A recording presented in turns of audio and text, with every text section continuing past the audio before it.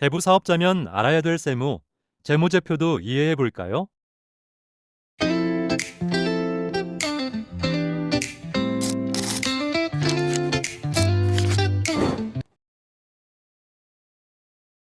수입이 있는 사대보험가입 직장인 같은 경우는 여러분들이 2순위 투자해도 큰 문제는 없어요. 근데 법인이라든지 아니면은 사업장을 가지고 있는 사람이 채무자인 경우에는 이자가 연체되는 경우도 발생할 수가 있습니다. 그래서 여러분들이 투자를 하실 때는 주로 1순위 위주로 투자를 하시고 2순위로 할 경우에는 사대보험가입 직장인 위주로 하셔라. 그리고 이제 여러분들이 투자할 때 1억 원을 투자를 했을 때 1억 원의 근저당 설정을 150%에서 1억 5천 근저당을 담보로 잡고 대출하는 게 질권대출, 다른 말로 유동화 순환투자라고 하는데, 질권대출을 받아서 1억 원을 투자해서 150만 원 이자를 받고 1억 5천을 담보로 잡고 질권대출을 받아서 또 8천을 받아서 또 투자를 했을 때 8천에 80% 이자가 나와요. 수수료 주고 그 다음에 질권대출 이자를 줘도 그러면 또 80만 원이 남고, 그러면 이 2단계로만 갔을 때 수익률이 150에 80만 원 나오니까 23%.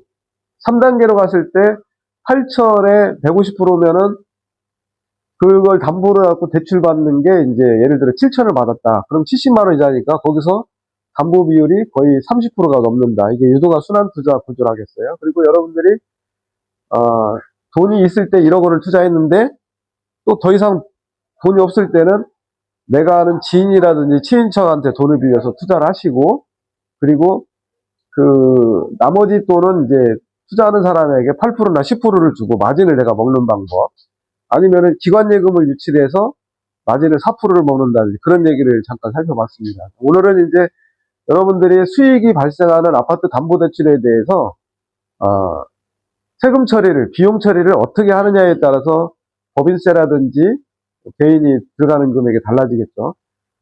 여러분이 지금 투자하는 금액에 법인세하고 개인 종합부동산세 세율이 혹시 어떻게 되는지 아세요? 세율. 법인은 지금 2억까지가 2025년 말까지는 9%였는데 지금 상향해서 10%예요. 그럼 지방소득세까지 합치면 11%. 2억 초과해서 200억까지는 20%에 지방세까지 22%. 근데 법인 같은 경우는 이제 최고 세율이 이제 그렇게 구분이 되는데, 개인 같은 경우는 6에서 45%, 지방소득세까지 49.5예요. 그러니까 법인세하고 지방소득세하고 차이점이 구간에 따라서 여러분들이 세율 조절할 수 있는 방법이 오늘 강의 내용이 들어있으니까 잘 한번 살펴보시기 바랍니다. 오늘 내용은 이제 여러분들이 대부 사업자가 알아야 될 회계와 세무, 그 다음에 이제 재무제표에 의해 손익계산서하고 대체대지표, 그리고 법인 같은 경우는 지금 자기 자본이 5천에서 3억 원으로 변경이 됐어요. 그리고 개인 같은 경우는 자기 자본이 1천만 원에서 1억 원으로 변경이 됐는데, 기존 사업자 같은 경우는 2년 동안 유예를 하니까 만약에 5천인데 자기 자본이 3억 원으로 변경이 된 경우에 2억 5천을 증액을 해야 되겠죠. 2억 5천에 증액을 했을 때 여러분들이 들어가는 비용이 등록세, 교육세 합쳐가지고 한 200만 원 돈 들어요.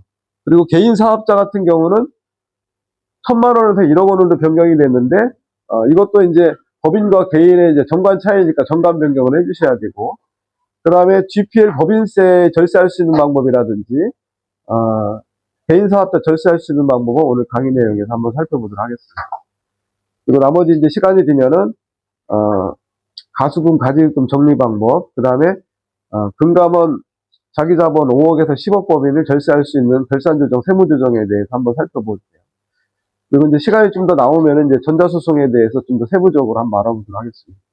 이 전자소송은 여러분이 부동산 임의경매나 강제경매 신청을 할 때,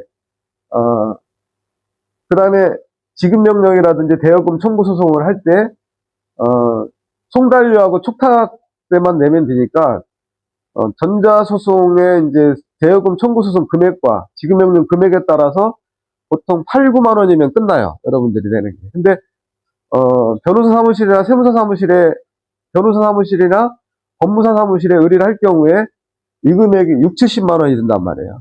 그걸 절세할 수 있는 방법인데, 지급명령이나 대여금 청구 소송은 간단해요. 그냥 한 5분이면 작성할 수 있습니다. 그것들 한번 살펴보도록 하겠습니다.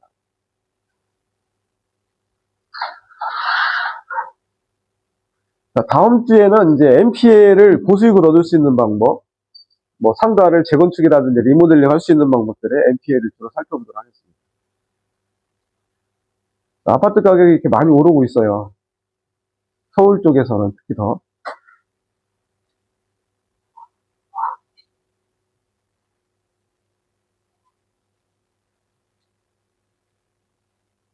전 시간에 이제 우리가 하고 있는 게 이제 놀면서 돈 버는 방법이라고 하는데,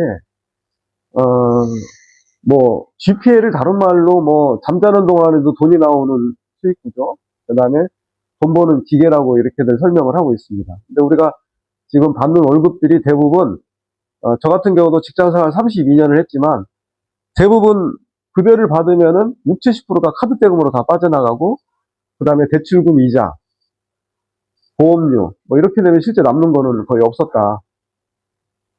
여러분들이 지금 개인 대부 사업자가 있고 개인 사업자가 있고 법인이 있죠. 이때 이제 부가세 신고하는 건데 제가 이번 달에 부가세 신고하는 금액이 820만 원이에요. 분기별로 부가세를 납부를 하고 그 다음에 또 1사분기, 2사분기 확정 신고한 금액에 내야 될 세금이 이렇게 많다는 거죠. 그 다음에 이제 여러분들이 이제 개인 같은 경우는 종합소득세 신고를 해야 되는데 종합소득세 세율 구간이 6에서 45% 구간이에요. 그래서 여기 원천징수 할 수 있는 원천 금액, 원천징수는 여러분들이 월 급여소득에 대해서 매달 원천징수, 소득세와 주민세를 납부를 하고 연말에 소득세를 더 많이 냈다. 그러면 환급을 받는 거고 적게 냈다면 더 남이 하게 되는 거죠.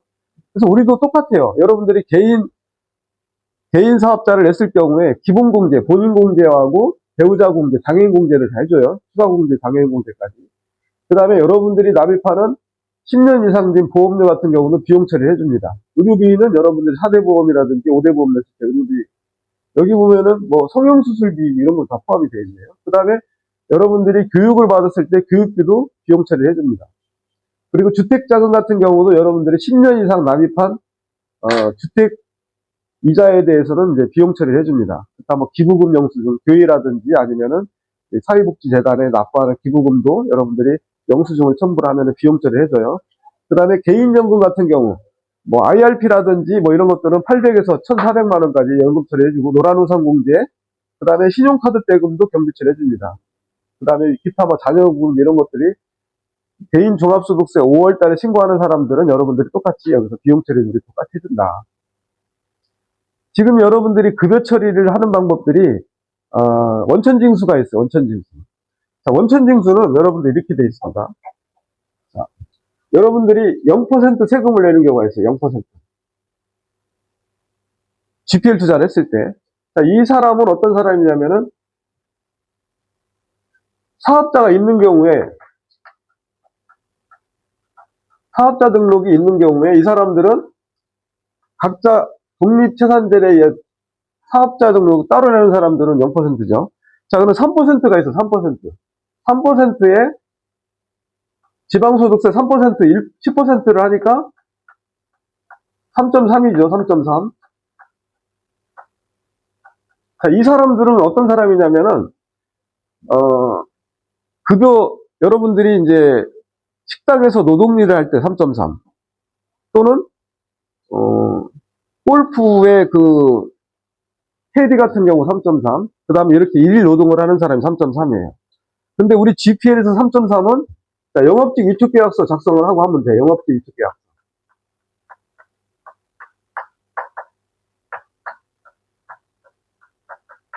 영업직 위촉계약서가 무슨 말이야? 그러면 영업직 위촉계약서에 갑이 여러분이 여러분이 이제 대표예요. 그 다음에 여러분들이 자녀나 직원들을 영업직 위촉계약서에 3%의 지방소득세 10%에 3.3 공제를 하는 거예요.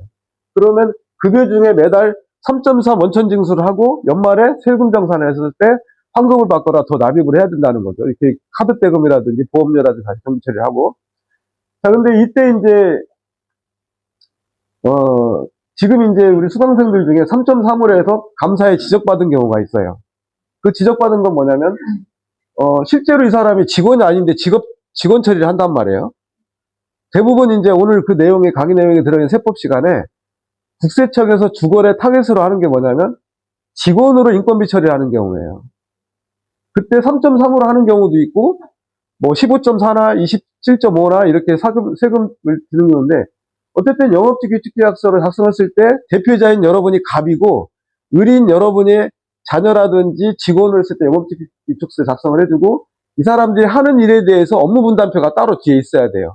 예를 들어 유튜브를 촬영한다든지, 영업 광고를 한다든지, 아니면 블로그라든지 SNS 광고를 하는 사람의 그 분명한 역할이 있어야 되고, 실제로 그 역할에 대해서 하고 있는지를 감사에 지적받을 수 있다. 그러니까 3.3인 경우에 세금은 적게 낼 수 있고, 원천징수도 해서 세금을 줄일 수는 있지만, 감사에 타겟이 된다, 이거예요. 자, 그러면은 또 하나가 뭐가 있냐면은 15%가 있어요. 15%에 여기에 10%를 하면은 16.5죠, 16.5. 자, 이런 경우에는 어떤 경우에 있냐면은, 주식 발행이라든지, 사모사채 발행하는 사람. 사모사채 발행. 이런 경우에 15% 세금에 10% 지방소득세를 하니까 16.5 세금을 내야 돼요, 여러분들이. 이런 경우에 이렇게 처리를 하고, 그 다음에 지금 여러분들이 하고 있는 게 뭐냐면은, 지금 25% 세금이에요, 25%. 그 다음에 여기 10%의 부가세, 지방소득세를 합치니까 27.5예요, 27.5. 이 경우에는, 자, 비영업대금의 이자소득세. 여러분들이 대부사업자가 없이 내 대부사업자의 근저당에 질권 설정하고 투자를 할 때, 이때는 여러분들이 내가 이자를 주죠. 약정을 했을 때 15%든 18% 약정을 했을 때 그 이자의 27.5를 공제하고 원천징수를 한 다음에 여러분에게 이자를 입금해 준단 말이에요. 그러면 연말에 국세청에 들어가서 여러분 주민번호를 치면은 매달 이자소득세를 낸 게 금액에 기재가 돼 있어요. 그때 비용 처리를 하고 환급을 받든지 덜 납입을 했으면은 세금을 더 납입을 해야 되겠죠. 이때. 그러니까 어쨌든 이 27.5에 세금 공제를 해야 된다. 근데 만약에 여러분이 사업자가 있다. 그러면 세금 등록 없이 내 대부의 근저당 설정을 하고 여러분 대부가 질권 설정을 했어. 그런 경우는 여러분도 사업자 신고를 하고 나도 사업자 신고하는 이런데 세금 한 푼도 없이 여러분 다 받을 수가 있다는 내용들이에요. 그래서 0% 세금, 3.3, 16.5, 27.5 세금을 납입을 해야 되는데 대부분의 여러분들은 정상적으로 27.5 세금을 납입을 해야 된다. 이렇게. 지금 그래서 이제 연말에 여러분들이 16.5나 27.5, 3.3을 공제할 때 여러분들이 공제해요? 아니면 기장하는 세무사가 공제를 해요?